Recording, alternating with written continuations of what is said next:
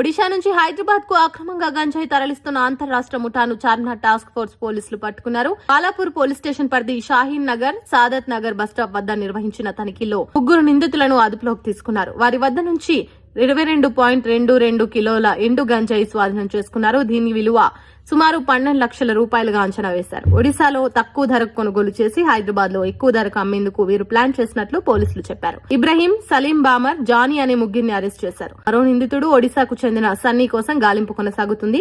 నిందితులపై NDPS చట్టం కింద case నమోదు చేసి రిమాండ్ కు తరలించారు. డ్రగ్స్ రహిత హైదరాబాద్ కోసం ఇలాంటి దాడులు కొనసాగుతాయని టాస్క్ ఫోర్స్ అధికారులు స్పష్టం చేశారు.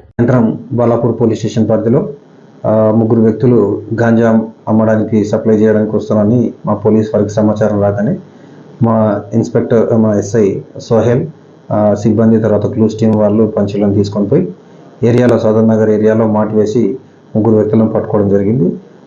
ఆ వ్యక్తులు మిర్జా జాఫర్ బేగ్ అలియాస్ సద్దాం, అవధ్, అలాగే మంట్రీ సింగ్ అని 3 వ్యక్తులను పట్టుకోవడం జరిగింది. వారి దగ్గర నుంచి 22.22 కేజీల డ్రై గాంజాను కూడా సీజ్ చేయడం జరిగింది.